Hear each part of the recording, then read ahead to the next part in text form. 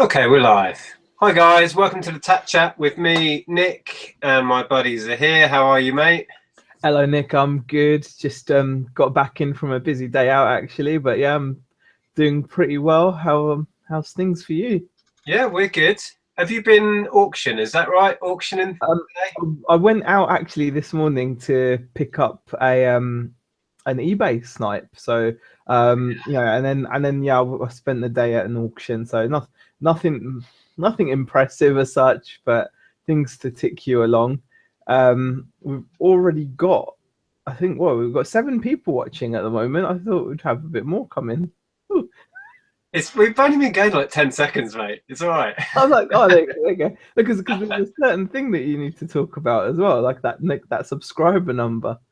Yeah, I have reached 10,000 subs, which is pretty epic. We are sort of planning a bit of a special video. Not quite sure when or how that's happening, but maybe something at the weekend. So keep your eyes and ears peeled for that. Superb, superb. But Yeah, yeah, I can't believe that, to be honest. It's it's mad. it is amazing since how quickly it's happened. We've got Amanda in the chat, by the way. Mark Peterkin is in here as well. And Andrew Robinson and Gemma have just joined as well. Jason Entwistle's in there as well. Gary's in. So yeah, people are popping in and saying hello now. So evening everybody.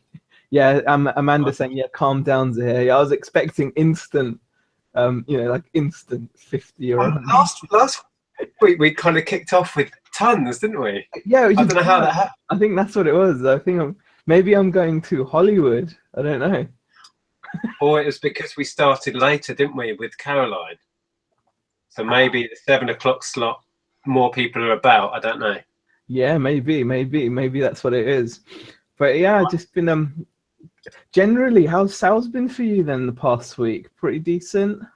Yeah, Amazon has been really sporadic. Like one day I'll get next to nothing, the next day it will go bananas. So it's been like up and down. And eBay has been consistently good for the last, well, month really. We've had our best month for a long time. So yeah, it's going well. We're slowly getting through the backlog.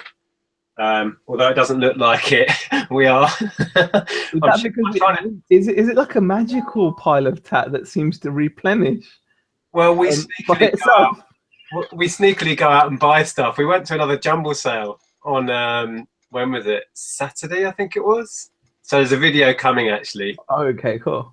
Yeah. So we do keep buying stuff even though we don't need to. How about yourself? Have you been busy? Your yeah, dry spell my Amazon's been pretty consistent at 0 sales. So, I mean, I don't even know why I've got an account really. You're left begging with Hixie there. Yeah, I'm keeping up there. Yeah, you know what? I do want to do more in Amazon. I really do, but I just don't. I don't know what happens. I just don't do it. But yeah, eBay. The dry spell, touchwood, seems to have subsided a bit. So we've had a really good few days. Past week's actually been really decent. So we're getting back to how we were, which is pretty relaxing in a way. Not relaxing, that's the wrong word, but it calms you down a bit. Yeah, absolutely.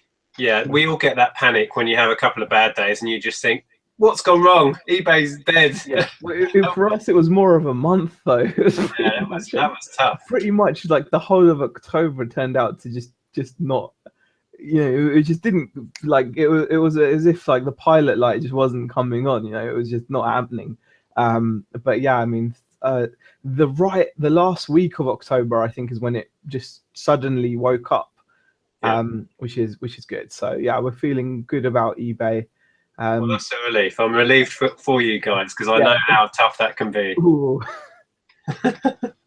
Yeah, it can definitely be tough. So yeah, I mean, I'm glad that's well, I mean, touch wood again, touch wood. I'm always touching wood. That sounds funny, actually. That does sound bad. I'm always touching wood. That sounds dodgy, doesn't it? I'm sorry, I'm just getting the chat open. Bear with me. Hold on. Fiddling around with Windows. Right, there we go. So yeah, welcome aboard everyone. There's loads of people in the chat. Vinny's in there. Hi Vinny, Alistair, Amanda. People are talking about your MJ again. MJ's in the shed. Is that right? Have you banished him to the shed? You know what? It's because it was just annoying me. I mean, the office is enough.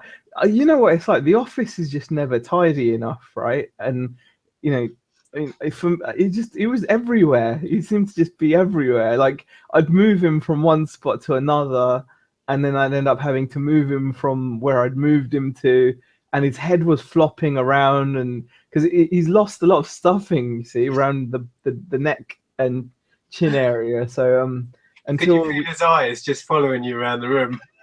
it wasn't even that. It wasn't creepy. I don't think he's creepy. Bless him. I actually saw a little post I think that Andrea shared on Facebook when Jackson 5 did a reunion in 2001, and it was so cool.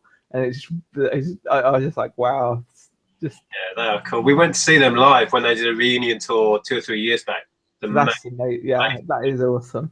But yeah, I mean, so he's been put into the shed until it's his floppy head that I can't deal with. Just it just irritates. His floppy head. I've been touching wood and talking about floppy heads, and we've only been 5 minutes in, and you put the level here. So here you're right down here. Yeah. I did just see a question, and I've now lost it. Let me scroll back. Yeah, guys, if you want to, we don't really have anything planned. We're just kind of winging it, Nick and Zaheer style. So if you want to just throw questions at us, we can try and cover a few topics or whatever you like.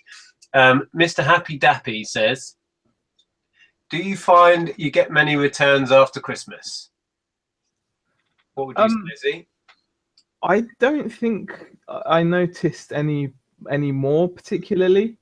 I think even last year, I think we had that extended Christmas returns policy. I don't know if eBay has that or not, but I've got a feeling that there was some kind of an extended policy. Because at the time I was trying to keep my top rated seller, like I was offering free post and all that kind of stuff. And I think to maintain it during the Christmas, part of it was to offer an extended policy. And if I'm wrong, please, someone in the chat say. I can't remember doing that, but you might be right. Yeah, but it might have been because I was doing it to I was doing like free posts as well. So I don't know whether it was that, but I didn't particularly notice any more returns, to be honest. I think I noticed it a little bit more with FBA. I think getting new stuff sent back, unwanted gifts, but it's all to do with the volumes you're selling. I mean, it stands to reason. If you sell, let's say 20, 30, 40% more through Q4, you're going to get X amount more returns, but I wouldn't lose any sleep over it. But yeah, I think we probably got more returns from Amazon selling new stuff, and getting it back sealed, and it just went straight back into inventory anyway, so it's not a big deal. But I don't think on eBay we noticed. That annoy you a bit though, isn't it? 45 days that people have to send stuff back, don't they? I believe so. Yeah, it's a bit ridiculous. I mean, and do you have a way of keeping tabs on whether it's gone back into inventory? Because you could easily forget, couldn't you? Yeah, it's easy to just assume it's been done and not check. But yeah. Now I'm going to get back into it because I mean I picked up this boggle. Oh yeah. And I just amazed at how much more you can get on used, even on FBA. And I was like, that's going to be my next FBA shipment in total. Yeah, don't tell anyone. I send loads of those in. I'm just going to send that in. Rewind and not share that. Yeah, okay. Unshare it. No, yeah, I think I've got used just like that with no packaging. I've got about 20 quid on those. Yeah, it's insane, isn't it? I mean, you'd be lucky to get a tenner on eBay for that, I think, wouldn't you? Yeah. So yeah, that's the sort of thing you can find those for 50p in the summer at the boot sales fairly regularly. Yeah, I mean, nobody else do it, please. That's one of my little niches. Leave it alone. Again, you know what? I don't even know if I want to do it. Like, I think I'd rather just sell it on. You can buy it off me on eBay and then flip it on us. Why would you not? Why would you not put it in a box? All you gotta do is put it in a bag. I've got to figure it out. I don't know. I don't know. I can't even explain. There's no logic behind it. There's no good business sense behind it, really. I think it might just be about getting into the routine. I mean, I have a permanent heap of stuff there that is for the next Amazon box, and it's always getting added to. Day So you after just, you day. just keep an empty box and just chuck stuff in as you find it. Well, it's just a heap. Just a heap, yeah. It's But numb. basically, yeah, I've always got a box on the go, and when that Yeah, gets to the point where it looks reasonable, I'll sort it out and ship send it it off. off. Yeah, yeah. I think, like you said, it's probably a habit thing. I mean, also, I think because I don't feel like I've not even done eBay properly yet. I think that's the other issue. I feel like I've got to do eBay properly first. I always, and I know that's probably not a good reason, and I don't know. No, it does make sense. I mean, I find that I flip between the two, and I'm never doing one or the other properly. It feels like, because my focus is split, but it just makes sense to me because I can look at an item and say, this will go better on Amazon, send it there. This will go better on eBay. These I want to bundle, put them on eBay. Just gives me Yeah, more options, really. I yeah. just noticed Caroline's in the chat. I missed Caroline's hangout with Tex. Did you manage to catch that? I did. It was one of Tex's freak out questions. Oh, I love those. The questions get stranger and stranger. Yeah, yeah. But yeah, Kaz handled it all very easily, like in a stride. So Well, she's a hangout pro now. She's on like yeah. every night of the week. Um, there's a question there from Buxton, mate, about the weirdest item you found on eBay, and I kind of that reminded me of that video you put out recently. Did you watch that? Yeah, how weird is that? I mean, There's so pickled much bums. stuff. I mean, seriously, what are you gonna do with them once you bought? I mean, it's obviously a novelty toy thing, isn't it? But Oh, the bums. yeah, the Yeah, pickled bums. if you don't know what we're talking about, after you've watched this, go and check out my channel. I did a video. I was literally just bored on a Sunday night and thought, oh, I could put out a video. And I just browsed weird stuff. There's actually a category on eBay called weird stuff. You can go in there and just browse completed. And then if you flip that by most expensive, that's quite freaky as well, to find what's sold for loads of money within weird stuff. And then just made a video about it, which has had a really good response, actually. So I'm going to do more of those. Yeah. But yeah, when the question is what's the weirdest stuff we've found? Yeah, but I mean, I don't think I've really found anything weird, to be honest. Not that I've bought. I have found so many weird things on eBay. That haunted tooth was amusing in that video. Somebody sold a manky old tooth and convinced some muppet somewhere that it was haunted and got, what was it, 60, 80 quid? I don't know. Things like that, I don't know. You get the feeling if you tried it, you just get some kind of an email from eBay telling you not to put rotten teeth on eBay or something. Do you know what I mean? You just don't. It's those where you think, wow, someone's got that sewed up. I kind of admire the balls of people to just make up crap like that. But it's a common thing with dolls as well, isn't it? What's that? It's a common thing with dolls, though, isn't it? Selling dolls. A lot of people sell dolls as haunted. Yeah. Oh, I didn't know. Yeah, like they'll put in potentially haunted or like haunted or whatever. I mean, in the States they do. I'm not sure what the rules are in the UK. I'm not checked, but I'm pretty certain haunted dolls is a thing on eBay. The beauty of that is you can't disprove that it's haunted. Yeah. You know what I mean? You can't item not as described. I've not. I didn't. Yeah, this doll is not haunted. It was, you can't really argue that. So it's quite a weird one. Let me just check in the chat. Loads of people chatting in there at the minute. Vinny's got a question there. Oh, go on. Have you got it? Yeah, he goes, do you find things that you've had for ages have started selling all of a sudden? Yes, I've noticed that recently. Since our drought came to an end, we've had quite a few sales of items that we've been just sat on for ages, and you almost forget you have them until they sell, and then you're like, oh my god, there's someone remembered that they're out there. I mean, there's a pair of shoes that I remember though, because every time I relist them, I'm like, why aren't they selling? Yeah. And I think I had this pair of Jasper Conran shoes. They were a little bit worn, but they were in good condition overall, and I thought they'd sell immediately, and I swear I've had them for over a year, and they just haven't sold.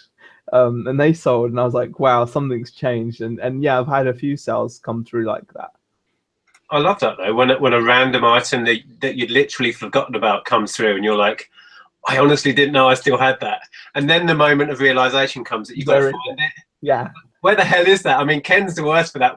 We chat with Ken quite regularly, and you'll get a message from Ken, and he'll show a picture and say, "I've just sold this Victorian teapot." 3 years. I've had it 3 years. I have no fucking clue where it is. Yeah, like he's got to like dig it out from. Can you imagine? I mean, our inventories are nothing compared to Ken, who's on like 4,000. Is it 4,500 now? I think, Nick. Where the hell do you put that many trinkets and antiques? And some of his stuff is quite bulky as well. I think that's something that's an interesting topic on it of its own. Like, you know, what kind of inventory do you want to have? Because I'm getting freaked out now, and I'm nowhere near that. I mean, you know, I've recently, I think we sent a bunch of stuff that, you know, and this is going to contradict what I said about Amazon, but I sent a bunch of stuff up to Amazon like the other day, literally, that I've had on eBay for a long time. Yeah. And only did it because it was just annoying me. Yeah, so I'm like, it'll annoy me less when I can't see it. So, you know, but you know, and I think we're down to about 700 odd listings on eBay, but that seems like a lot to me. And I'm just like, 4,000 would be just, I don't know how I could hopefully organize it. I was going to say, hopefully Ken's going to come on and do another hangout soon, so we'll be able to ask him how he copes. Although I do know that Ken does have a lot of postcards, so that takes up a certain amount of his inventory. But even that, if you think about it, if you don't have that organized, you know, just because you know you've got all your postcards in these 2 drawers or whatever, if you've got 2,000 of the buggers, you don't want to be, you know, sifting through like that, do you? You want to know, you've got to have a system, really. Yeah, I don't know how Ken does it. That would be an interesting question. But when I sold off a big collection of postcards, around the time I started doing my videos, I was just finishing selling those off, and I had pushing about 1,000 of them, and all I did was put them all in an envelope and numbered the envelope and had the number on the listing. Simple as that. And then there was just boxes with envelopes on. That's pretty organized. I mean, see, that's the thing. I don't think we'd be into that, to be honest, because I mean, like, the only job lot we've had recently has been those craft stamps, and we had about 200 of them, and they've just been in a crate. And every time someone's buying them, and people have been buying like 2s and 3s, Beck just has to go. I just say, Beck, you have to go through your box of stamps. You look through everyone every time. Well, she's really good at just magically picking them out. I mean, we've got the crate down here. You need a system. I know. I mean, it's just down here. She just picks them out. She's actually, it doesn't take her more than like 30 seconds, to be honest. She just goes through and, you know, like, but it is very unorganized. You know, you want to have a system for it, really. But just the thought of making a system for some stamps is, you know, I personally, I'd like to just get rid of them in a job lot, but don't think that's going to happen. I've got a couple of these that I use for small items and Lego, numbered little cabinets. They are a godsend. I would be a mess without those. I don't have a lot of stuff in them at the minute, but when I do pin badges, Lego minifigures, little tiny Lego lots, just go in there, and you can get up to 10, 20 items in a box. I mean, in a drawer. Yeah. And just use that reference number on the listing, and that works really well. Actually, Vinny was in the chat. It'd be worth saying, Vinny, how do you sort your thousands upon thousands of cards? Yeah, definitely. Yeah, you must have. It would be good to see a video from Vinny about that, actually, as well. Yeah, there you go, Vinny. Show us your filing system, mate. Yeah, show us your Yeah, how do you go through? So Amanda asks, do others generally at this time of year select the extended returns policy? It might be worth me putting it on some of my items. I didn't know. See, I've not seen it this year. No, me either. Yeah, I've not seen it this year. So, Probably something I should do, but I haven't looked into it. Yeah, I mean, unless I'm automatically opted into it, you know, like where they might just do it on your behalf. I don't think so, because you can. It's something you select, isn't it? Your length of returns anyway. Yeah. So mine are at 30 days anyway. We should know this stuff. We don't know. It's 30 days, mine. But I know that there normally is like an extended one, isn't there? Yeah. David Morse asked, question, do you have any Fantastic Beast Empire mags left, or did you sell them all, Nick? I have 3 left, and I did have 14, so I've sold 11. Yeah. If you don't know what we're talking about, did you ever see these here?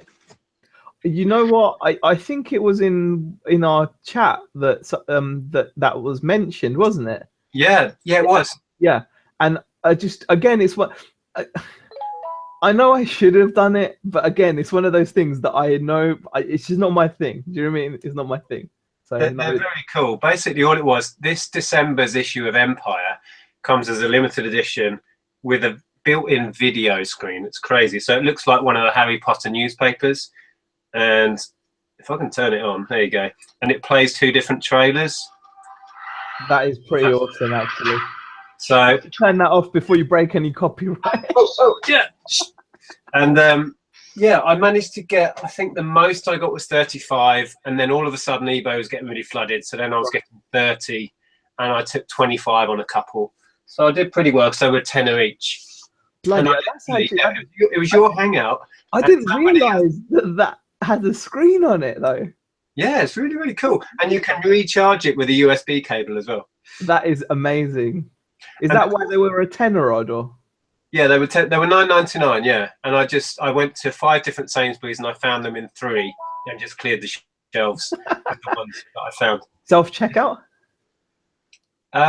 No, I went through regular actually. Oh, you've just got no shame, man. I can't do that yet. I can't do that. I have to learn. Sometimes you get really funny comments like they'll look at you and they go, "Do you like Harry Potter then?" Love it, mate. Love it. Yeah. I've got a lot of kids. I like it. Yeah, I'm gonna be on that show on telly. I just saw in the chat someone said Justin Bieber's knife and fork, $8,000 bargain. That's referring to that video I made again. Did you see that as well in the video? Because the thing that got me is they're blatantly saying I was staying at this hotel and I stole their knives and forks and then I sold them on eBay. But that's saying I stole this stuff and then I sold my stolen goods on eBay. I really feel like ringing up the hotel and making a video about it. Yeah, I just saying like what would happen if yeah. I mean, would they chase it up? I don't know. You never know, they might do. Andrew Robinson asks, question, can you give any advice about getting the pricing right? Thanks. Well, I suppose basics. Yeah, what I do, let's say I bought something. I bought this set of books which I bought at the weekend. I've had that before, so I knew it was worth buying, but I still went into eBay, searched for that, searched by completed and then by sold, and then found out what the sort of high end of what they go for is, and then I will list it for that. In this case, it's about 25 quid, and that's all I'll do. I mean, if you're wanting to wait longer, or if you're happy to wait longer, price right at the max of what you think it can possibly go for. If you want a quick sale, do it for 20 quid and it might go within a week. What would you say, Zaheer? The only thing I'd add to that is you should also, it's also worth sometimes, depending on the item, checking what's on there now. Mm-hmm. So, I mean, that's only going to be important if you're selling something that doesn't come up as often. So, for example, you wouldn't check like a copy of a video game that's readily available. Like you wouldn't bother checking FIFA 08, you know, see how many are currently listed because there'll be gazillions. But if you had like Conker's Bad Fur Day on the N64, it might be worth checking so that, you know, because you might have someone that's currently listed who's asking too little. Or conversely, you might have someone listed who's asking a lot, and then you know you can pitch your price according to the current pricing as well. Because and it also kind of leads into something that Sean talks a lot about, and he's obviously very keen on, which is setting the bar higher. I mean, he's got his copy of Hero Quest up there that he's going to set a new record by all accounts. Yeah, and there's a lot to be said for that. Just ignoring everyone else and just pitching your own price. And if you offer international, you know, if somehow you've made your listing better or you've got unique keywords or whatever, you might get that sale anyway. There's nothing to say you can't. Completely. And I admire Sean for what he does. Reminds me, Nick, actually, I don't know, ages ago, a few months ago, I sold this yellow Sony radio, and I was like, just the other day, I don't know what caused this to happen, but I was just searching them on eBay, and you could see the price difference. Like I'd really gotten a massive price for this, because I'd asked a massive price. And since me selling mine for like 170 odd quid to the States, getting positive feedback with a big thank you, there've been people selling them at auction and achieving like nothing. Like I was gobsmacked, as in I'm almost at the stage where I should have like a one of those safe search searches on it, because the difference was just you know, sometimes you just have to ask for the money. Well, there are people who do this, and you should so be doing this, because that's your area of confidence. It's your area that you're passionate about. You should so be sniping those radios and then just flipping them straight back on eBay, whacking it up at 150 quid and waiting. Why not? Exactly. There's so many people that do that. It's not like you'd be the only person doing this. No, of course, yeah, loads of people do it. Yeah, I mean, it's you've said it yourself before. You could run a business just sniping, you know, off other resellers, you know, really, because they don't often, not, you know, it's a contentious topic, because you don't want to say that people aren't doing something right or wrong, and everyone's got their own opinion. You know, there's no right or wrong answer. It's just how much money do you want from something, you know, and are you brave enough to ask, you know, certain money. You know, for example, just talk about your Empire magazines. You said they started off at £35. You know, you asked 35 and you got it. Had you just asked 30, you would have gotten that as well, and you would have sold those. And yeah, this is it. And there's many ways to play that game. I know people that are just holding on to theirs and waiting for all this madness to die out. But already I'm struggling to sell these three. So I don't know if that's going to pan out long term, but I dare say it will if you're prepared to wait long enough. But I wanted to get my couple of £100 profit out of that and reinvest it again. So that's what I chose to do. But yeah, there is no right and wrong. You just got to make your own decision and believe in it and go with it. That's all I'd say. David Morse asks, much sourcing this week? We went to Jumble, and there will be a whole video to come. I did try uploading it and it screwed up somehow. So yeah, I've got to redo that. But yeah, not much apart from that. Yeah, well, Zaheer knows something that I'm not going to divulge right now. That's going on. But how about you? How did you do? Do you want to share how you did at the auction today? Or are you going to do a separate video? It's one of those things that, yeah, like I think it's something me and Beck have actually realized that we weren't doing. You know, like we had our rough October. One thing we realized is we weren't sourcing as much as we should be. I know it sounds really dumb, but we just weren't compared to what we were doing. And I think what we've done recently is we've stepped up how often we're going out and looking for things, basically. But was that because you weren't seeing the money coming in? You felt I should. Yeah, it was like it was like a vicious cycle almost. Like your confidence gets knocked because you're not necessarily selling as much, and then you know you've got bills to pay, so you suddenly start clenching up, which is the wrong thing to do, because you're not good. You know, if you're holding on to too little, is, you know, it's, for example, it's like the equivalent of putting you know, some money into a savings account. It's just daft. You're going to lose money overall because, you know, the interest rate's so low. It's like throwing money away, isn't it? You're better off investing. People that invest their money will do better with their money. You know, you'd be better off if you had that kind of money to do something with it. So we just decided, yeah, we're going to just do more. You know, we're just going to do more with the money, really. And yeah, we have been out. We're going to possibly do some videos. We haven't done some hauls and sales videos for a while, so we're working on what to do there.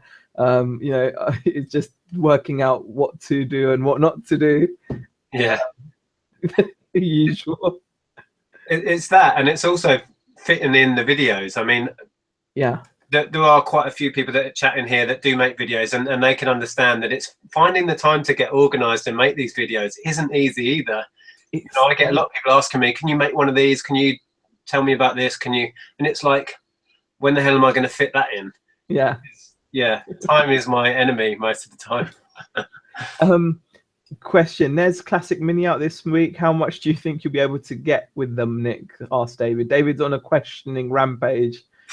God knows. As much as I possibly can. I mean, there's been rumors going around that Nintendo have held a load of stock back.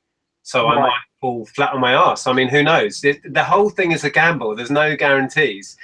But the good thing about this is I can send them back to I bought them from Amazon and I bought them from Game. Although Game did screw up my order because, well, Barclays screwed up my order. Oh, okay. All of a sudden, Amazon, several orders were going out. Game were trying to ship out and take all this money from my card. And Barclays went, someone's stolen Nick's card. And they refused. Oh, right. Okay. So they're playing it safe. Yeah. But weirdly, one of my orders from Game, they said that they cancelled it. So I said, well, can you reinstate it? And they kind of went, well, not sure because we were out of stock. And I'm like, well, that's a bit of a bugger. So I think I've lost some of the ones I ordered from Game. But yeah, as for how much I'm going to get, your guess is as good as mine. Yeah, I think that's the key, isn't it? It's with reselling, it's all about calculated risks, isn't it? It's kind of more poker than roulette wheel. So that's how I'd maybe describe it. And the thing is, I hate poker and I love roulette. So I'm the other way around. I wouldn't touch a roulette wheel. I play poker every week. If I was to choose, I'm not, I have to stay away from that kind of stuff. It's not my cup of tea. But yeah, it's calculated risk. Yeah, if you don't take them, then you're not going to know. And like you said, you can always send that back. Worst comes to worst, you'd at least be able to just offload them at like their whatever the price is. Surely, I mean, it's a Nintendo product. There's a certain amount of kind of strength in that alone, isn't there? It's a Nintendo product. It's an official Nintendo product. It's not like made by Jack specific or something that Yeah, I doubt, and I feel fairly confident still that because of the speed that Amazon sold out of its first 2 batches that they allotted to pre-orders, the speed that they sold out and the volumes, because it was #1 in video games for 3 or 4 days on the strength of selling out the first pre-order.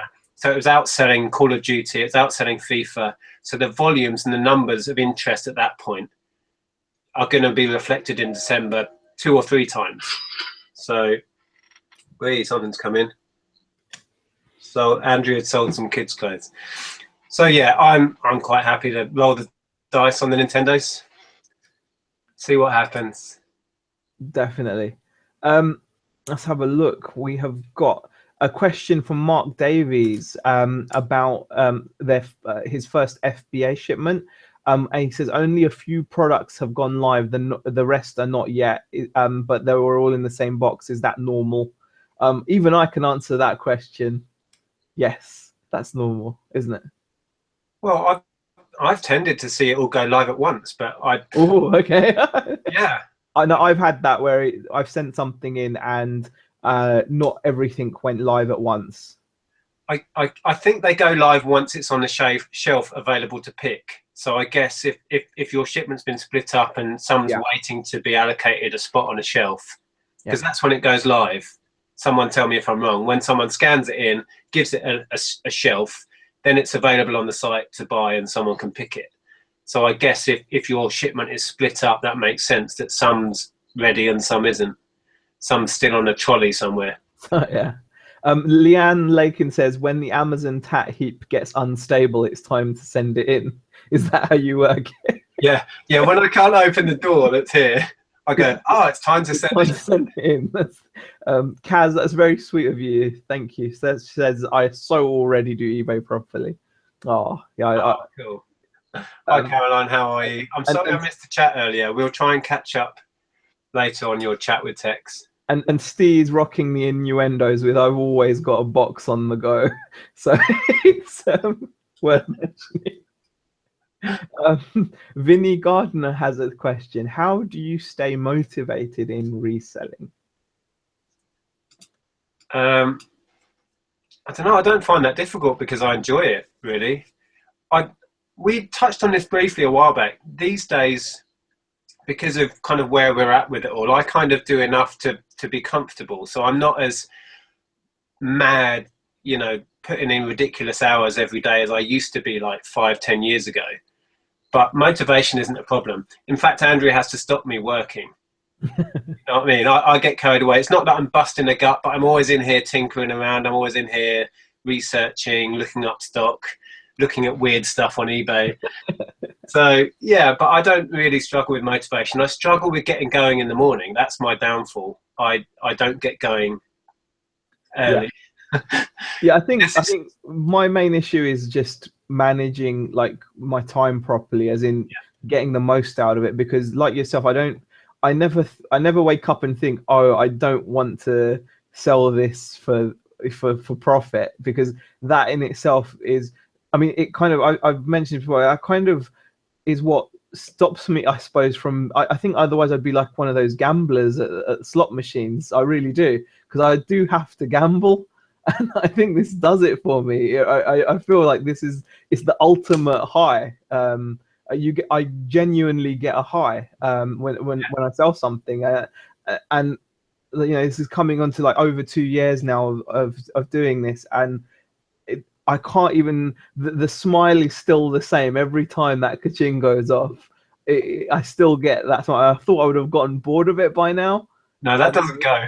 No, and I even have my phone on loud at night, so I don't even care if I get woken up at 3 a.m. Just I don't necessarily get up and look at it, but just I probably smile in my sleep when it.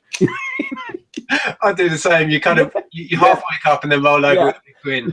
Yeah, exactly. So night sales are, I think, awesome. So.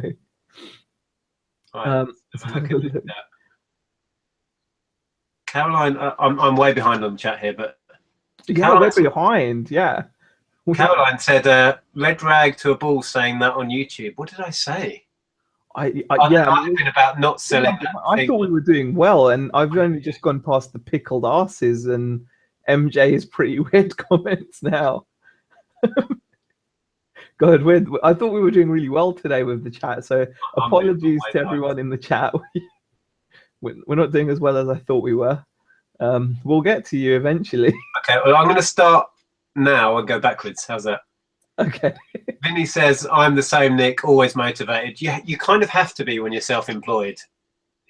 If you're not, you will fall by the wayside. I think it's kind of the old horses for courses thing, and certain people are cut out to be self-employed because the motivation is there anyway to start in the first place. Like, it's not weird that we're all very kind of like-minded and we get on so well, a lot of us resellers, because we're kind of cut from the same cloth, because we're self-motivated. We kind of want to kick society up the arse and do our own thing. So we all, I think, and we also have to be, to an extent, self-motivating. Some of us are better than others, and I'm not that good at getting going in the morning, but we all have the same thing inside, I think. There's a question there. Both of you, what's your favourite recent sale? You've got a favourite recent sale, Zaheer? I picked up a Walkman recently from a boot fair. It was one of the last boot fairs of the season, and it was one of those boot fairs that isn't, it didn't look that good. And I got this Walkman from a dealer for like £2 or £3, and it sold the same week for 89. And the reason why it's my favourite sale is because I set the bar again. So it was one of those where I just went higher than anyone had gone previously, and it went. So if anything, I wasn't high enough. But hopefully another reseller will rectify that.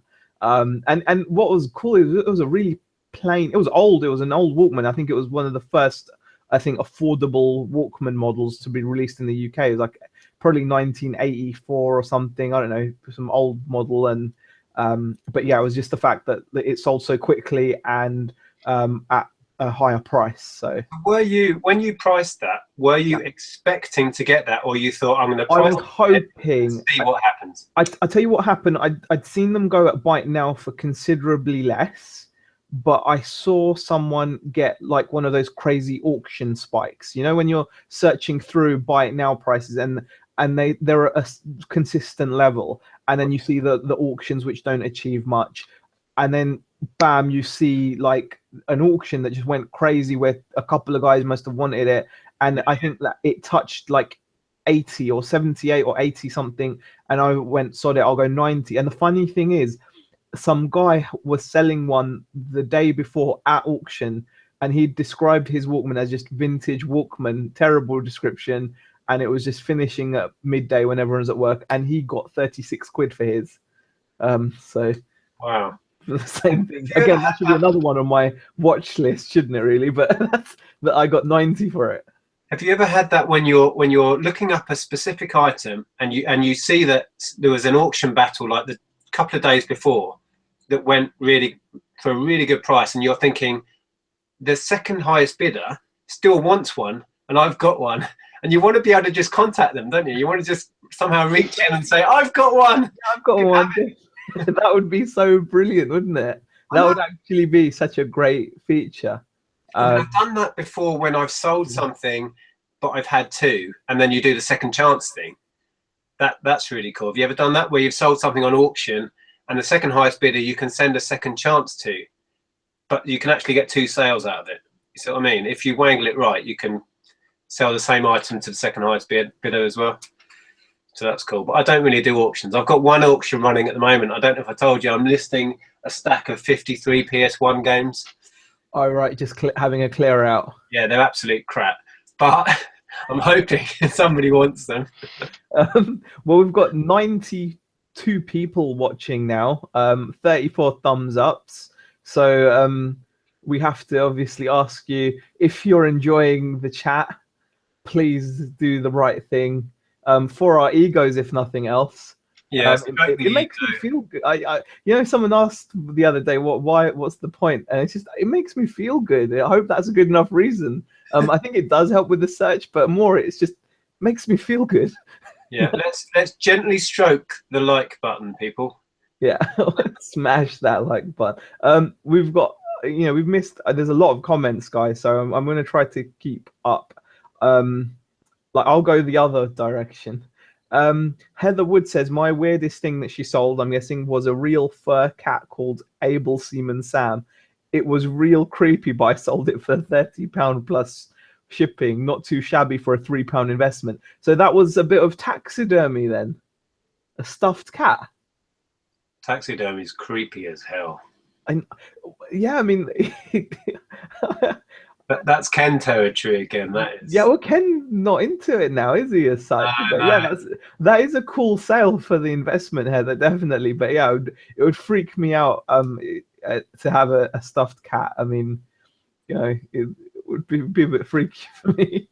I just saw. I was just going to ask if Joe, if you're still watching. Joe says, this is Joe Pennies. As long as game deliver my NES. The little mini consoles we're talking about again, I will have made £500 plus.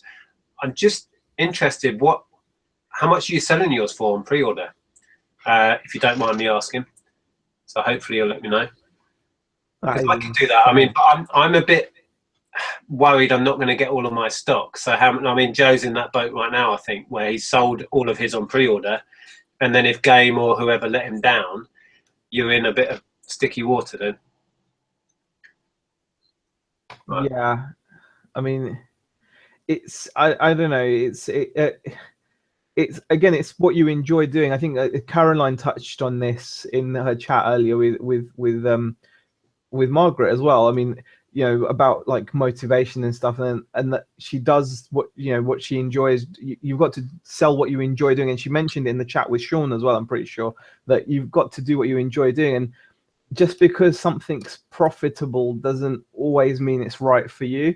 I mean, because I guess maybe because I'm not that sharp on it, I'd probably lose out on deals like this NES deal and like the Empire magazine deal, because I'm not on the button, because it doesn't necessarily excite me in the same way. So, I have to, I suppose, just accept that for now. I mean, maybe it will change, but for now anyway, I think it's something I have to accept, because I do thoroughly believe it's important to do what you enjoy doing. At the end of the day, that's why we do this whole thing anyway, is because we get to do what we like. Yeah. Well, I was having a similar conversation with Andrea. Sat on the sofa last night. Yeah. there was a thread on one of the Facebook groups about something that was going on and some niche you could capitalize on and stuff. And I just said, I'm not bothered. I'm so happy and content doing what I'm doing right now. I have my fingers in enough pies. But if you look into it, there's so many ways to make money. There's so many niches to explore. There's so many different ways of buying here to sell here, doing this, doing RA, doing Amazon FBA. You just have to do what ticks your boxes, like you were just saying. And I totally agree with that. Just because you can make money in something doesn't mean you have to do it. Yeah, exactly. Yeah. Your heart's got to be in it. And when it comes to these competitive type deals, you've got to be quick on the button to make sure you get the most out of it. So I don't know if Joe replied. Oh, there we go.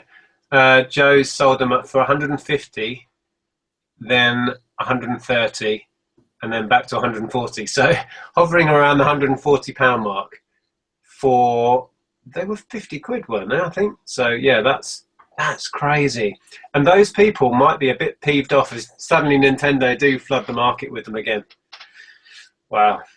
Yeah, I mean, the thing is with the pre-order situation as well. I mean, that's again, it takes you have to take chances. It means that you're there. It means that you're like your offering is already there. So, even though it's just a pre-order, someone's going to feel they've got the console guaranteed, aren't they? Yeah. So as long as you can handle the orders, then. Yeah, I've not actually done it to the extent where I've sold the stock before I've had it. Well, no, I have, but only when I've got it from Argos and I've reserved it. And how then I've fallen foul of that. And how does that work on eBay? I'm guessing it's okay to do pre-orders then. Is that like just? I think so. There are restrictions. Joe might be able to let us know. I think you can't. There's a certain amount of time. Oh, you can't. Right. So again, all this stuff. It's if you get into it, you've got to swat up on it. Just like with anything else, really. Let's have a look. Oh, wow, so many questions. Just want to give a shout out to Dennis. He says my videos motivate him. So yeah, thanks. That's kind of the whole point, really. Appreciate that. There's a question here. Will FBA become more dominant than eBay in the future? I don't know.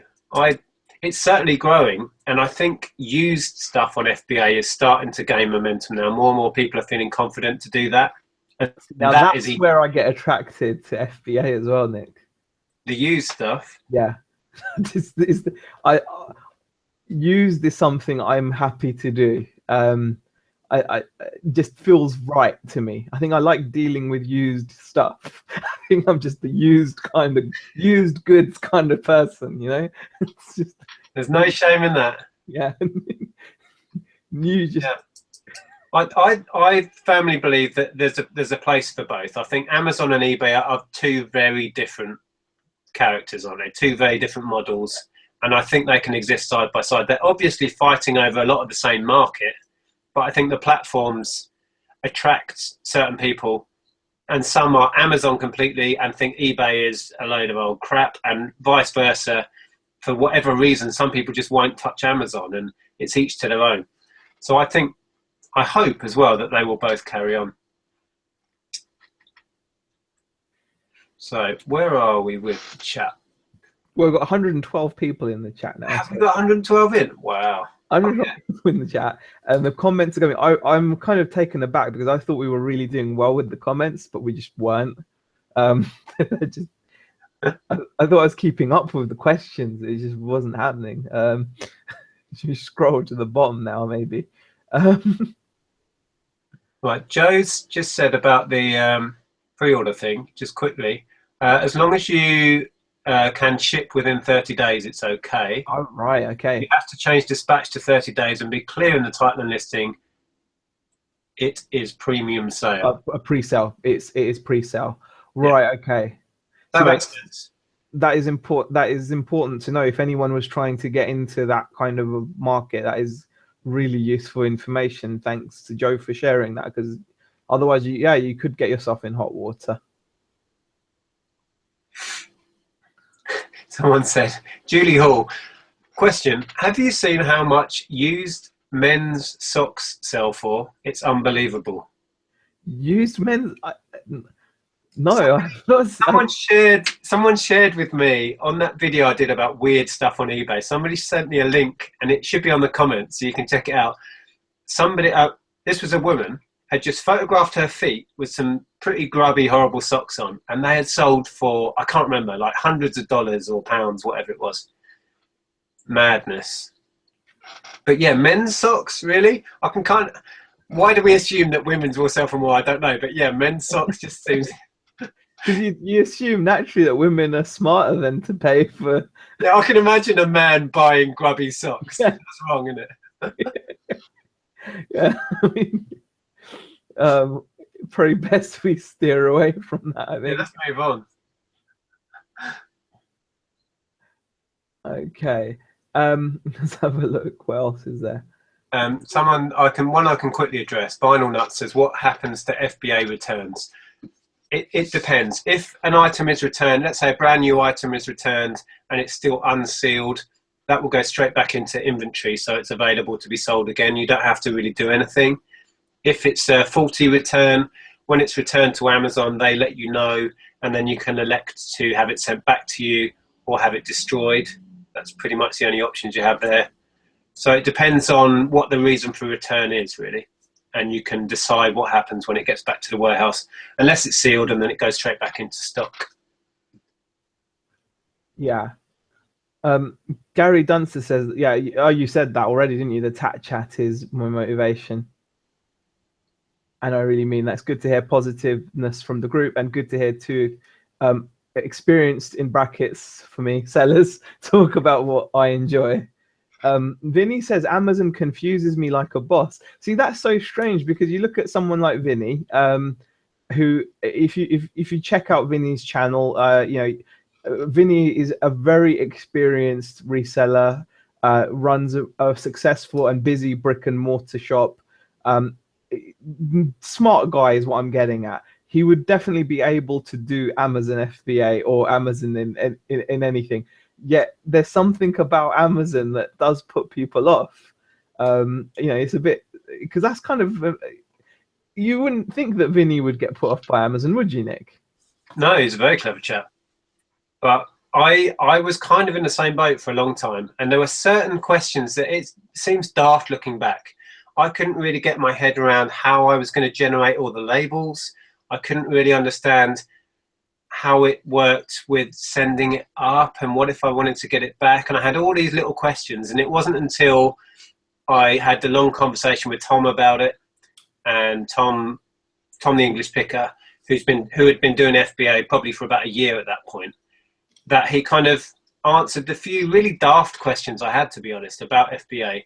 And he put my mind at rest, and then I just jumped in. And it was complicated to start with. I don't know if you found this, but the whole process of setting up an order and, printing your labels, if you opt to do it that way, the first couple of times it's a real head, it screws you up. But these days it's, I could do it in my sleep. It's just about getting the confidence to have a go, really.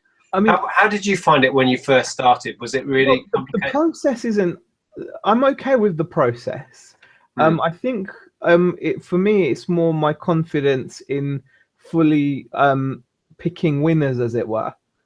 So again, going back to like the gambling analogy, in a way, you need to know how to pick your winners, don't you? You need to be able to, more than eBay in a way. Like I feel like you need to understand not just rank overall, but you're more likely to send in fast selling items if you can understand what a good rank is in a specific category versus just what a good rank is, because that can be, it can be misleading, can't it? Like a book with 500,000 rank doesn't mean that it's bad. It means that it's really quick. But if it was a toy with 500,000 rank, that's not so good, right? Or yeah, the whole ranking thing, that's a whole debate in itself. Yeah. I mean, people message me a lot through my Facebook, and they've asked me specifically, at what point would you buy something? What rank? And I don't go on the rank. I tend to check things on Camel or Keeper and see how frequently it sells. Because some things, particularly in like books, for example, their rank will drop off so fast that this week it might be 500,000 ranked. Last week when it sold, it was 100,000. So if you checked it just going on rank the week before, you'd have gone, oh, that's a good seller, and bought it. If you'd have checked it today, oh, that's outside of my parameters, I'm not buying it. There's no logic to that. If it sells regularly once a week, in my mind, it's a good proposition if the price is right. So it's not all about rank in my mind. It's about frequency of sales. Yeah. So, it's one of those things. It's I can't remember the question. Were we answering a question? I don't know. Vinny says, sounds like I need a long chat too. I mean, yeah, maybe that's all Vinny needs is a chat, because definitely it's, you know, something that you could expand into and do well in. Yeah, I'm happy to help, mate. If you want to just, I had big issues with FBA, and I was kind of, for almost a year, I was talking about should I, shouldn't I. I think I did a video about it way back, about Amazon. Does it make sense? Amazon FBA, does it make sense? And I was so on the fence. But yeah, if you ever want to chat, Vinny, or you could come on and we'll do a hangout, and I can try and answer questions if you want. Well, Daz from Darren Smarty says, sales only for me. I ignore rank entirely now. So yeah, I mean, the sales, you know, frequency of sales is also, yeah. Some items that I've got up at FBA now, hoping to sell for Christmas, haven't sold in 6 months.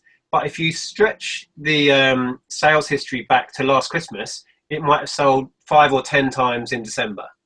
So to me, I'm sending it up, because in December that demand will come back again, and this item that's now like 1.5 million ranked, whatever it is, will still get sold in December, because it will be on certain people's wish lists. It will be, you know, it's not like they're searching for this. I think a lot of Amazon sales are generated through wish lists, and people just go in and they just buy from that. It's not that they're browsing to find something. You know what I mean? It's kind of a different market, Christmas altogether. Well, I'm going to see if that works, because I did that with a Wallace and Gromit board game that I don't think sells at any other time. Well, yep, we'll see what happens with that one. See what happens, yeah. Obviously, it doesn't work out every time. Don't blame me if this fails.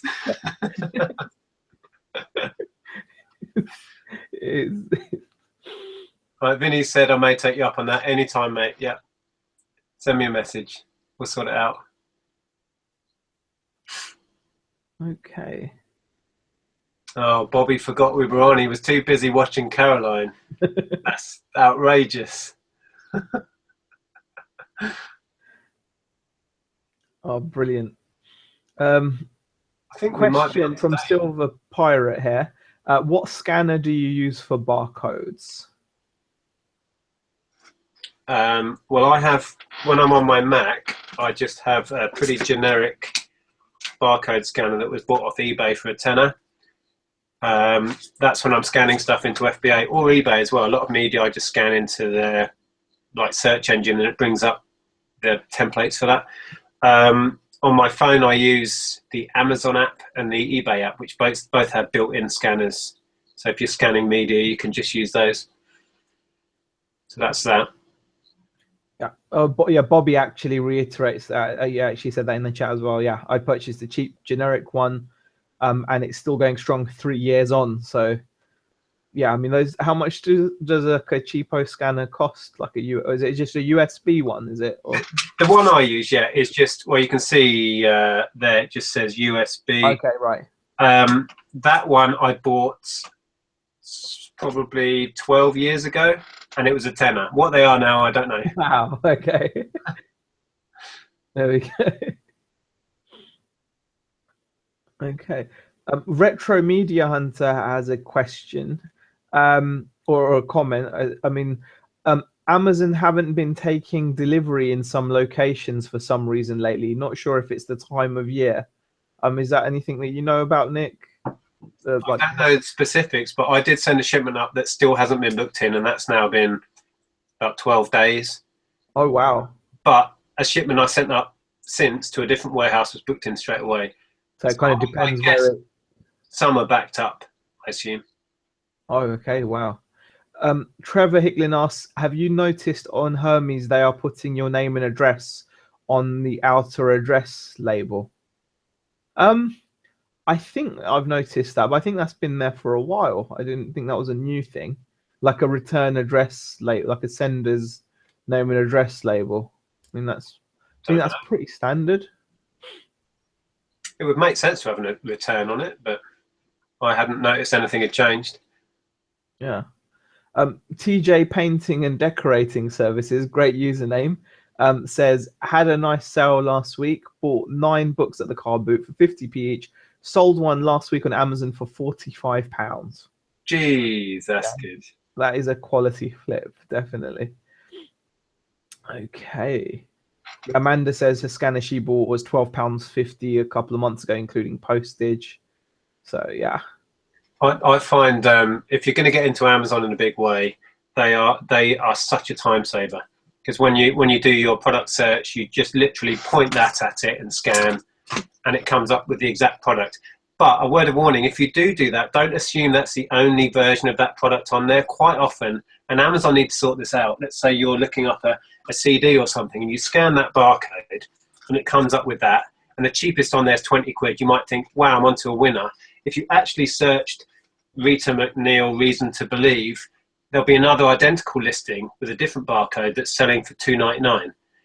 And if you don't do that separate search, you can end up sending loads of stuff in on these listings where they're never going to sell, because there's kind of a parallel listing that has it cheap. So yeah, don't trust that a barcode on a product means that's the only listing on Amazon, because I've fallen foul of that a number of times. And when you're scanning things out in a charity shop or jumble sale or whatever, I've fallen foul of that as well, because it comes up showing you it's expensive, but there's other versions that are dirt cheap. So yeah, be careful with barcodes. All right. You still there, buddy? Yeah, I'm still here. I'm just having a look at the chat. Let's have a look. Well, there's quite a few questions. Sell It On says, evening guys, hi Nick and Zaheer, really enjoy the videos, really great content and motivating. Well, it's just a nice comment. Thanks, mate. Yeah. Let's have a look. What else? What other ones are there? Oh, David Moore says, according to my sources, the NES Mini will be back in stock at retailers second week of December. Right. Well, I need to sell mine before then. Yeah. What else have we got here? A couple of people. I'm just going to say, Joe asked me earlier, and David has just asked about the charity shop. Well, it wasn't a charity shop haul. The charity haul I had of all that sealed stuff. Have I got any more? Not yet. And that's all I can say at the moment, but maybe. Someone said, good point, Nick. That's why I didn't end up investing in a barcode scanner. But overall, they do save time and they're helpful, but you just have to be careful. Do your checks.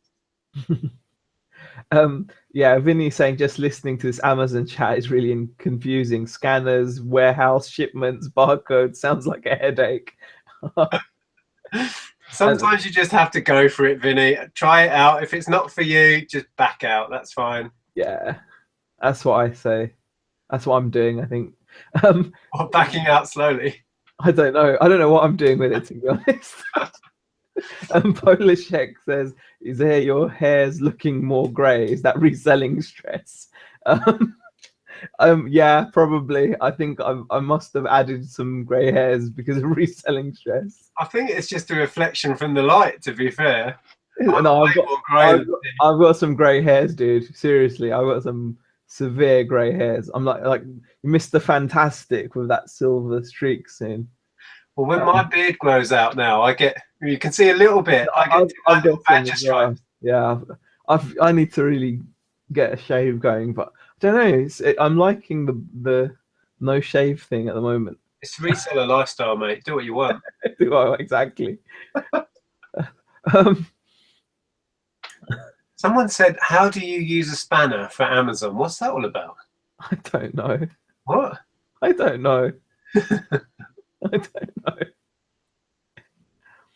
know. David Morsas, have I picked up any more Barbies to sniff? No, I haven't. But for my second Barbie, I got these really nice Barbies, these like fancy ones. and one of them didn't have the straddle stand, like Yeah. and I ordered one from like Hong Kong, and it's just arrived. So I'm really excited about getting the second Barbie listed. Wow. What did you list them for? Can I Yeah, I ask? listed one of them up for. They come as a pair, Yeah. but I've seen people sell the nude bodies for about 40 quid. So considering ours are clothed with knickers and the works, I put one of them up at 60 quid. We've got 7 people watching it now, Wow. which I know is quite a high price because you can get them both No. new for about 110 or 120. But the way I'm thinking is, what if someone just wants the one, or you Yeah. know, and plus they're not often available in the UK. They tend to be a lot of American sales, American-based sales. So I put it. think you'll Yeah, get that. Andrea amazes me when she sells Barbies for like yeah. 30, 40 quid. I mean, it's insane, isn't it? I mean, I'm like, yeah, I'm hoping that's gonna work out. Joe Scott asks, Z, how's the job going? Yeah, I mean, I'll probably talk more about that on our next video, my next video with Beck. I obviously haven't started it yet. That's like a hint. Oh, someone's just said it was probably a typo of scanner. Oh, Spanner. Yeah. yes, yes. Why I couldn't figure that out for Chinese myself. whispers are the best, aren't they? How to use a spanner. Oh, it's brilliant. I'm the worst for typos. For a while in our ongoing chat, I was called Typo King because I just type stuff into our chat and then send it off and don't read it back. And some of the stuff I said all the time. Yeah. Steve Hicksey says, "Get a shave, Z. You look like a tramp." Thanks, Steve. I've been getting attacked from both my daughters and the wife as well about it. So I'm trying to stay strong. No, But, you're trendy, man. You know. Well, I thought I was cool, but clearly not. Anyway, it's what do you call it? Movember time. That's your excuse. Movember. That's Pretend it. Yeah. you're doing it for charity. Yeah, that's it. It's for charity. Silver Pirate asks, or says, I have got hundreds of clothes with tags on, and it's taking me ages to list them. Any tips to list faster? It's so mentally tiring. That's one of the reasons I don't enjoy clothing, because I mean, yeah, it goes back to what we were talking about, that you've got to enjoy what you're doing. To some people, a bunch of or hundreds of clothes with tags would be an exciting prospect. If it's not for you, then the best thing I suppose you can do is like group them into similar types of clothes and maybe do some kind of a template. So get all the medium shirts together or get all the jeans or whatever, and then make it easier that way. Yeah, the obvious one is to set up a template, but I assume you'd have thought of that already. But yeah, clothes, there's so many details you need to talk about, and you can't. And also, there is a certain amount of graft to all of this, and you can't avoid the graft. I mean, listing isn't fun, but it's more fun if you're listing something you enjoy, I suppose is what we're saying. But there is an element of graft. It's not free money, this. You have to work at it, and we all have to go through that. Yeah. What else have we got here? Joe Scott is shouting and asking, how's the sales going? Noticed an uplift yet?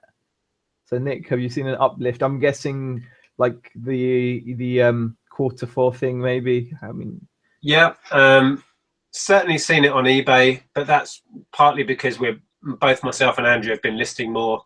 Amazon, yes, but Amazon's been really spiky. I said this at the beginning of the video. I have fantastic days. Yesterday was great. Sold a load of new stuff and a load of used stuff for real top-end prices that I sent up months and months ago at outrageous prices, and those are starting to be picked off already. So I'm certainly seeing that, and yeah, it's certainly going. But I hope December will be. It's weird because some years you see a lot of people buying late, and then some years it seems to start earlier.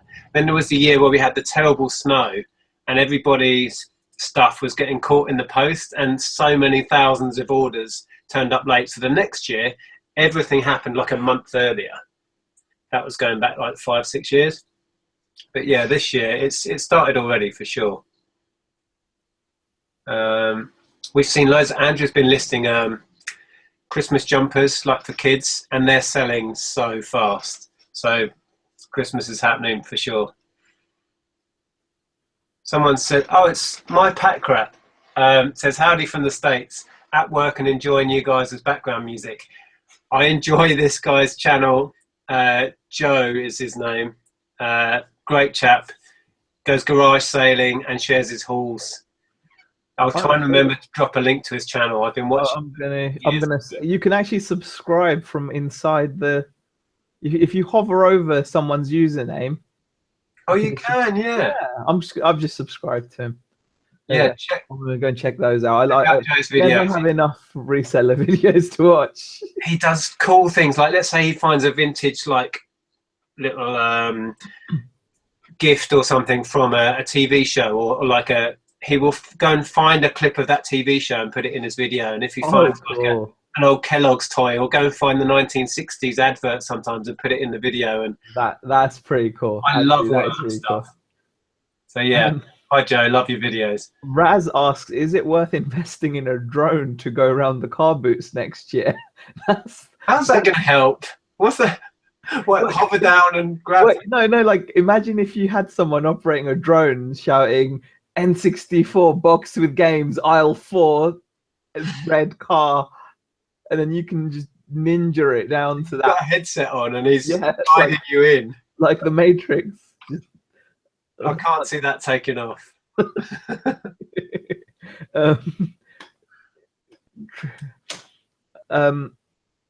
have a look. Steve says, grow the beard out, Z. I get all the bitches with mine. Labs, Staffies, Yorkies. Steve's a legend. Hilarious. Thanks for the tip. Oh God. I'm trying to catch up with the chat. Vinny is just saying that he's currently revising and relisting 120 items, graft away. So just reiterating your point that you just can't avoid the graft side of this, can you? Even with stuff that you like. I mean, I don't know. Like you like board games, it takes time and effort to make sure that everything's complete and as it should be. Or if you like electricals, you've got to make sure that it functions as it should. So if you like selling amps, there's a lot of work to do on an amplifier. I mean, sometimes you got like 4 or 5 minimum different inputs to check out. You might have 2 sets of speakers to check out. If you like video games, obviously everyone likes video games. You still have to be bothered to make sure that it tunes in okay. The AV cable works, the controller works. So there's graphs in everything you do, but you've got to ask yourself, are you happier doing this in an environment that you choose, with no boss on your back? Yeah, exactly. It's hard work, but there are benefits. But definitely. David just asked me, did I manage to sell those Japanese Super Famicom games? I sold one loose cartridge, which was the Parodius one, which I had on Jap Import back in the day. That sold immediately for, can't remember. I think you said you got top what you could get on it, because you were a bit surprised at the prices, weren't you? I was surprised that went immediately because I hadn't pitched it low at all, even in comparison to current available stuff. So I don't know what that was about. The rest is still listed. But I said in the video where I showed the pickup, it looked so much better than it actually was. And I overpaid on those. But I was just seduced by Super Nintendo.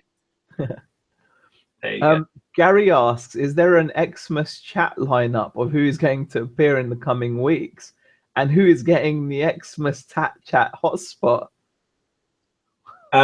We've said before, don't imagine we're that organised. Like we think beyond next week. I think normally it's a case of 10 to 6. Are you ready to go, mate? Yes. When it's just me and Z, I literally text him and say, you up for this chat then? Yeah, okay. Yeah, but all I know is Ken said he's up for coming on. I wanted to chat with Ken about that great video he did about the reality of the numbers, and what have you got to do on eBay to earn a minimum wage. That was a great and interesting video, and I wanted to get his point of view on all of that and the realities of reselling, because the beauty of Ken is, as Zaheer and I know, he tells it how it is, and he's very straight talking. So I'd love to have a chat with him about the numbers of eBay. But apart from that, I don't think we have anything lined up for Christmas. So the Christmas slot, if you like, is open. Up for grabs, yeah. Suggestions were welcome, I suppose. Trevor Hicklin asks, Nick, do you still use Garage Sale? No, I'm now listing direct on eBay. The new interface is so much quicker and easier and slicker. What I was gaining with Garage Sale through templates and fancy backgrounds, a lot of that is kind of irrelevant now anyway with mobile technology. And all the templates I had on there, I don't know. It was the Garage Sale app or program that I was using was slower than what listing direct on eBay is now. So I've just gone for speed and convenience. Still similar, and using the direct eBay interface is the best option I've found currently. So that's what I'm doing. Are you still sticking with that, Zaheer? Yeah, we're still doing the eBay interface since the new seller hub and the new page. It's quick. It loads photos quickly. Bulk editors decent. I don't need to use anything else now. We're more than happy with how it turns out. The only thing I do outside of eBay is before I upload the photos, I tend to do the cropping and stuff in Windows, just because it's mega quick. So say if you've taken like 100 photos of a bunch of items, rather than individually cropping them, because I like to crop the photos just to kind of make them look better, I'll just open the window up where I've put all the photos, and we'll go quickly open them in like normal Windows bog standard editor, and you can literally zoom through because the cropping is so much quicker and, you know, just better really. And then we do the upload. So that bulk. That's the only thing I do outside of it. That makes sense. Someone's just asked me, do I still sell Magic the Gathering? That's Houdini's long box. Yeah. I do, but I haven't got any currently listed. I have a couple of boxes with rares and uncommons and themed lots in that I've had waiting for best part of a year to list. I did get rid of all of my thousands of commons, which are now in the hands of Vinny, who we were talking to earlier. But I have, loads and loads that I just don't find time to do. I need to sort that out. Short answer, yes, I am still selling them when I get down to it. Yeah. Question, do you notice good sales between Xmas and New Year? Yes, I do. Yeah, notice them whenever they come in, definitely. I get a fair amount of sales on eBay and Amazon on Christmas Day, loads on Boxing Day. That makes sense with Amazon because people get Amazon gift vouchers and then they cash those in. But likewise, people will be, a lot of people at Christmas are bored, believe it or not. They're off work. Perhaps they don't have a lot of family, or they're not into the whole Christmas family party thing, and they're knocking around, got a week off work. I mean, exactly. If you look at the Christmas Day, what normally happens is if you're not doing the cooking, or if you're not helping with the cooking, you're just sat there with a bunch of people with boxes of celebrations and just watching daytime Christmas Day TV. So there's plenty of time to just get on your tablet and phone now, isn't there? Exactly. And a lot of people will get given consoles. They might get given retro consoles as like a man cave gift. They'll be straight on eBay looking for that game they had in 1985. Or, you know, you'll get given a PS4. You'll be straight on eBay picking up some cheap games. It just stands to reason. And people are feeling, you know, you've had a few beers, it's Boxing Day, you're just sitting there browsing eBay, buying TAT. It makes sense. So, yeah, right the way through Christmas to New Year's, it's quite a lively patch if you've got plenty of stuff still listed. Someone's asked you, how have your sales been going? Much better recently. So we're very we're optimistic for the future. Joe has said, how about we have loads of guys on here for the Christmas reseller TAT chat? We may well do. We might do a multi-way thing. there may be something coming this weekend similar to do with me hitting 10,000, but I'm not quite sure what's happening yet. I agree that this is Amanda. I agree the new listing page is much better, but bulk listing working best for me rather than sell similar. Okay, fair enough. Yeah, I've got to be honest. I've stopped doing sell similar.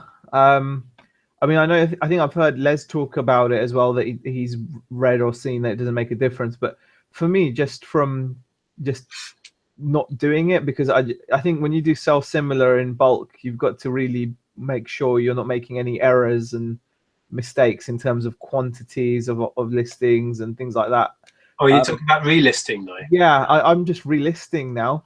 Oh, okay. It's fine. I think talking there, we're talking about sell similar as in I'll go in and I'll find.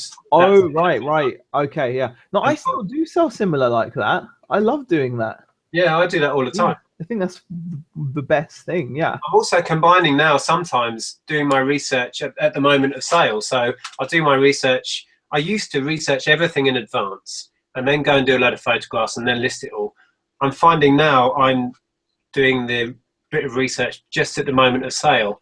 And then while I'm there checking prices and thinking, okay, I'm going to pitch this at £10 or whatever, I'll find a listing that has achieved that top end and go in and use some elements of the title, maybe look at the description and see what they were saying, and not steal everything, but get some advice from a listing that did well, is what I'm trying to say, and then sell similar from that listing. Trevor says I look cold. It might be my awesome crag hoppers. I love this. You're loving that jumper, aren't you? I love it. I get back to wash it often. Yeah. The thing is, it does make you sweat. So, Monty Norman says, wishing Michael Pearce a speedy recovery. Definitely, it's just a shame what's happened to him, really, health-wise. But he's still helping people even now, because people are finding his videos, especially like those FBA preparation ones. I think they were one of the first videos on YouTube that I know of, in terms of showing the eBay prep process so clearly. I think GilDaddy did a video once where he had all his stuff out on his living room on the floor. Yeah. And I think his videos in that video there from GilDaddy were really kind of great in terms of showing. Yeah, I'd have to agree.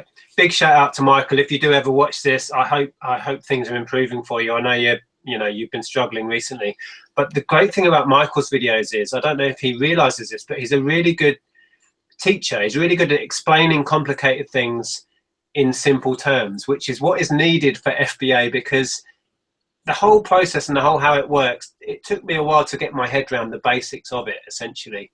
And I remember a couple of Mike's videos, he just explained it in language that made sense to me.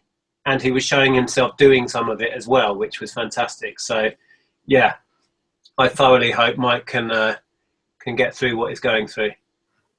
Amanda says, that's good, might give that a try. I'm guessing that's to do with the editing that I said, that I edit in normal Windows editor. Yeah. And there's a question here from Gary. Craigslist Hunter has made a video a week ago of searching skips for inventory. What is the limit you guys would go into for searching for stock? Skip diving has never been my thing. I think I'm a little bit too self-conscious. It's, you know what I mean? I have taken something out of a skip and sold it though once, and that was a gas bottle, like for a patio heater. I'd sold one in the past and I knew they're 10, 15 quid, and it was just around the corner from me. They were renovating a house, and I think they pulled the garage down or something, and they just chucked all the crap in the skip. And I just lifted this 15 quid gas bottle out, brought it home, listed it, and someone local bought it. I think it was like the next day, and came round, and they lived like a street away. They were like the other side of just where the skip was. they came around and bought it, and I was like, that was the easiest 15 quid of my life. But it's not really my thing, to be fair. What about yourself? Yeah, I mean, I think more because of like the legal side of it. I mean, I don't know if you're really allowed to dumpster dive or because a lot of those things are like in, gated off areas, and I'm a bit, I'm not the most athletic person, and I can imagine doing myself an embarrassing injury trying to climb over a fence or something. You get stuck inside one and you can't get out. Can't get out. You're there in the morning, man, the back of like a supermarket. Let me out! Let me out! So that would put me off. But yeah, I mean, in terms of the lengths you go to, I mean, I'm always thinking of different ways of finding stock. I mean, I'm always thinking, is there any? I'm always like looking at what I'm doing and thinking, is there any other method I could be using? Is there anything more I could be doing? It might just be doing more of the same. I mean, if for example, if you go to charity shops, is there a way that you can go to more charity shops? So it's not as exciting as obviously going through skips, but it just doing more in terms of effort to search. So yeah. Rewind Finder says, I have thousands of templates on Turbo Lister. What's my solution with eBay? I know you can do templates on eBay, but I really don't have an answer to that. I mean, I suppose you could build up a massive library of templates on eBay. And honestly, I would say that unless you have to use Turbo Lister for some reason, it's so quick and neat now, isn't it? Yeah, I've moved away from using a lot of templates. I'm kind of just similar and filling in stuff. And my description has gone so minimalist. Honestly, on a lot of my stuff, unless it's something, like that stereo I had that needed a lot of description and you needed to make somebody feel comfortable about it and go into a lot of detail. Sorry if you can hear Monty, he's going berserk. Yeah, a lot of the time I'll put in a detailed as I can description, try and use up all those characters, and then I'll literally copy that into my main description. The little description box, I put as much detail as in there as I think it needs. I copy that and stick that in the main description. That's me done most of the time. Unless the item warrants extra info, that's all I do. Completely. Can I just address Smart Reselling, which is Darren? Hi, mate. He said, Nick, played any more interesting games of Trivial Pursuit lately? He's on about the video I made about the the spanking chairs. Now, if you don't know what I'm talking about, I made a video about weird things I found on eBay. And if you watch that video, that will make sense. I'm not going to explain it. I know I don't play weird spanking Trivial Pursuit. I'll just put that out there. I'm not going to try and explain that. I mean, it takes the special edition idea to new levels. Special edition. It's what I'd say. I had to make that video twice because I lost the plot the first time. I just couldn't stop laughing. Let's have a look. Oh God Almighty. Where are we? Kevin Lowson said, my local HMV will be closing after Christmas. Do you think they will be interested in a bulk purchase, or would they just move stock to another store? I can't speak for that specific store, but I used to work for Virgin, and Andrea, before she worked for Amazon, worked for HMV, and everything is head office driven. Everything's barcode driven, and everything is, you're told what to do by the computer. That will set it all. So I doubt it very much. And what isn't sold will be sent to another store. So I doubt it, but there's no harm in asking. That's where you get some of your best results from. It's just by having the balls to ask. So yeah, ask them. But I doubt it. I doubt in store they will have the authority to do that, to be perfectly honest. Even the manager, I doubt, would have the authority to bulk discount stuff. Yeah, David, said they'll probably move it to another store. Twin Red Dragon says, thanks, Nick. After watching you, I've uploaded books to Amazon and games on eBay. Fair enough, mate. Go for it. Ryan Brown's got a cool question. Do you ever load up your laptop with photos and take it out of the office to create listings when you're out and about, in the pub, in a park, out in the sun, etc.? That sounds really good. But the problem is then there would be a pub or a park or the sunshine. And I think I'd just end up getting distracted.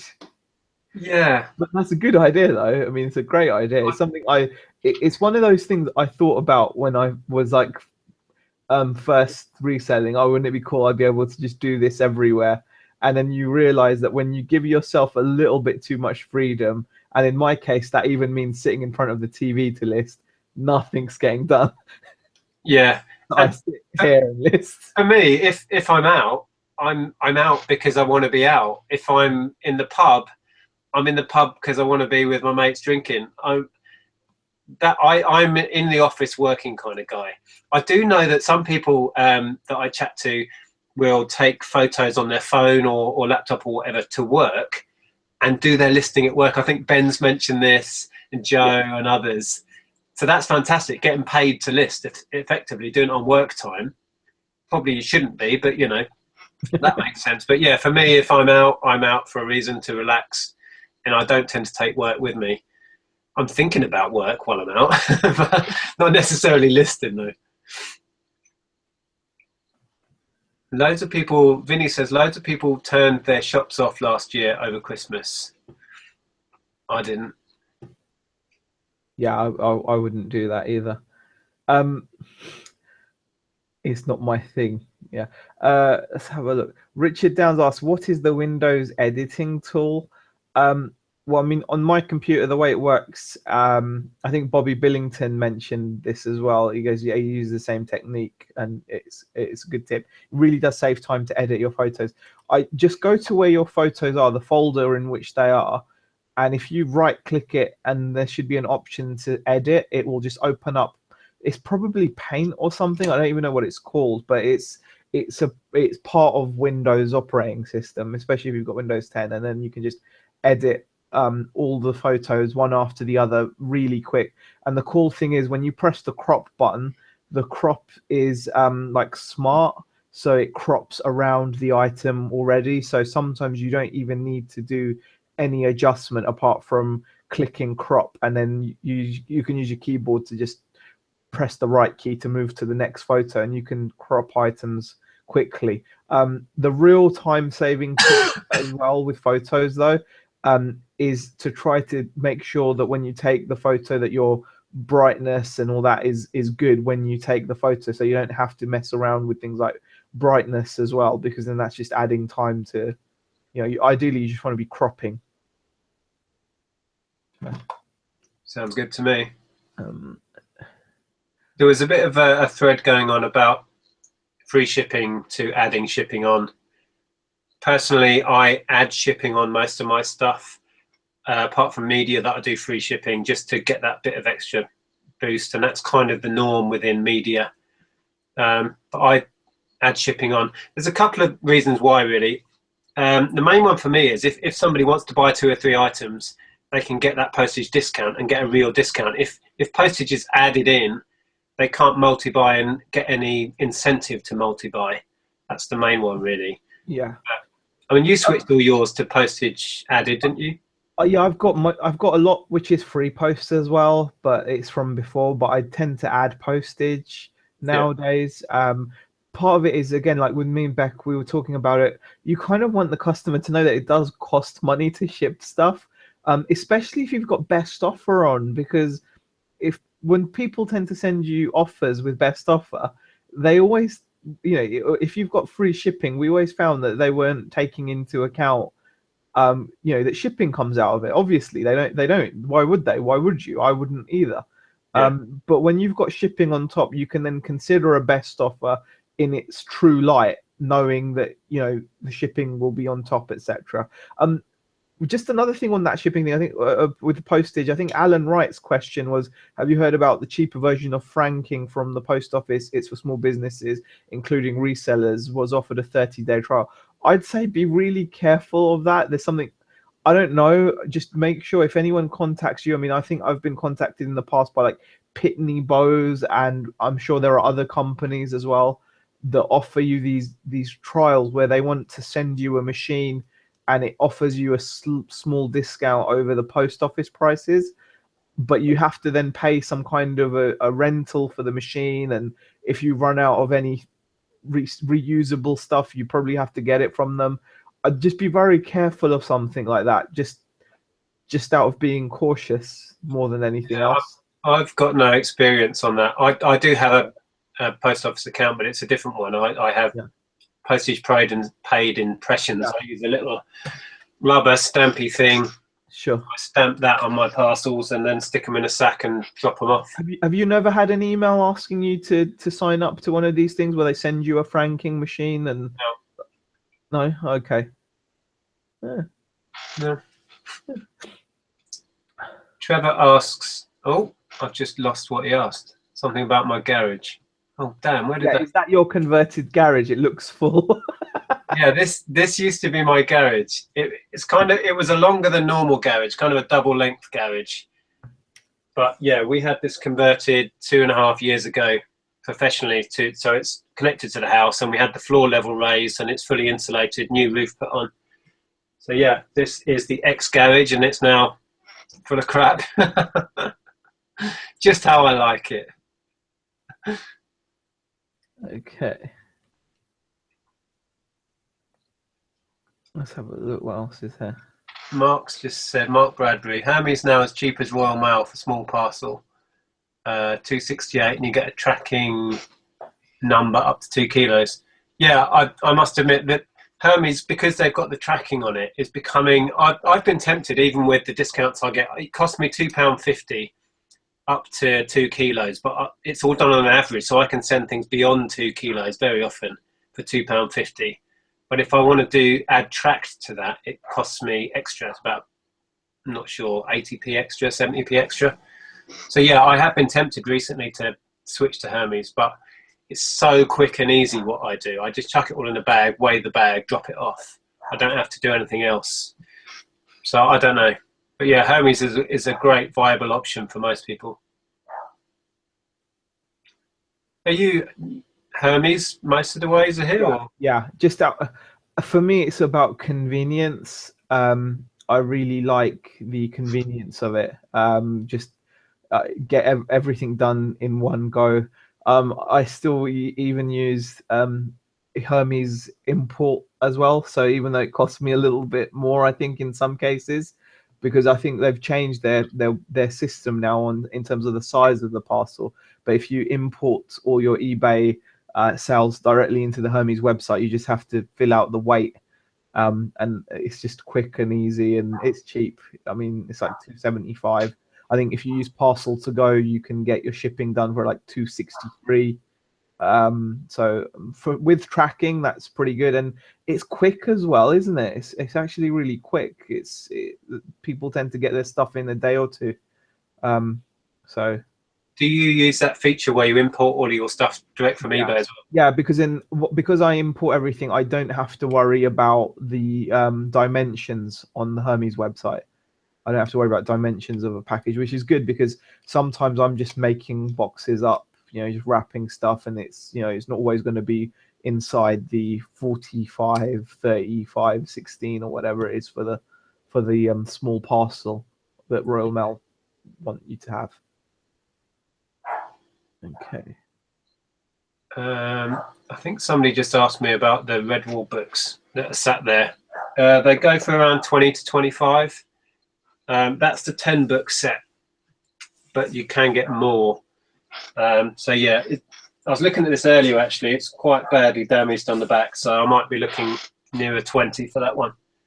But it's a good set to pick up. We've got 120 people watching and we've got nearly 80 thumbs up, which is fantastic. I've just noticed it's actually 7:43 now, Nick. Oh my God, yeah. Okay. Wow, we've been waffling for ages. We have been. It's been brilliant fun though, because the questions keep coming. We'll do a couple more and then we'll wrap it up, because I think the reason Monty's barking is that I haven't fed him yet.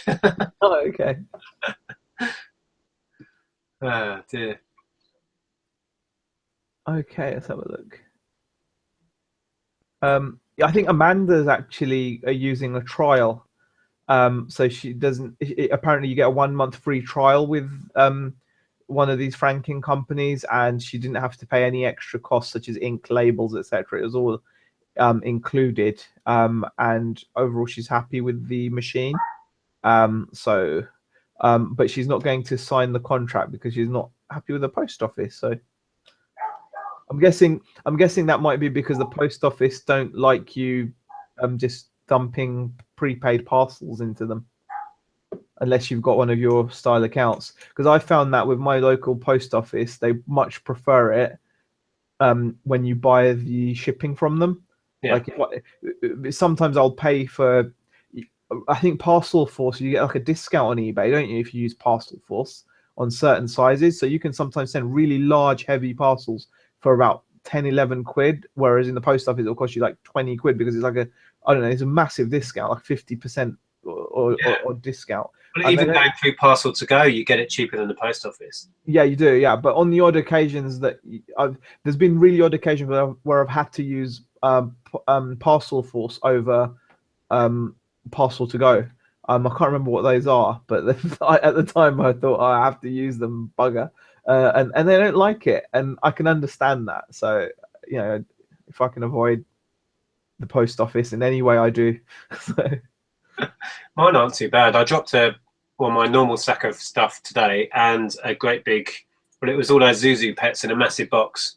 Because of the dimensions of the box, Hermes and UPS weirdly wouldn't let me send it. Although I sent bigger stuff with UPS before. I don't know what that's about.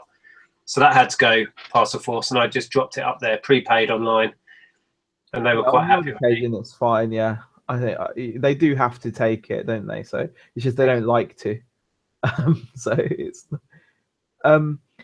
with question here from Twin Red Dragons. Question: do you sell any Doctor Who items when you come across them, maybe? Or yeah, definitely. Andrea is a massive Doctor Who fan, and she picks up the figures quite often and the little TARDIS thingies. So yeah, that's Andrea's thing, really. I'm not a Doctor Who fan, but she always picks that up. Yeah, it's not something I'm into, so I don't know. If the figures look cool, then I might pick them up because they do have some cool looking action figures.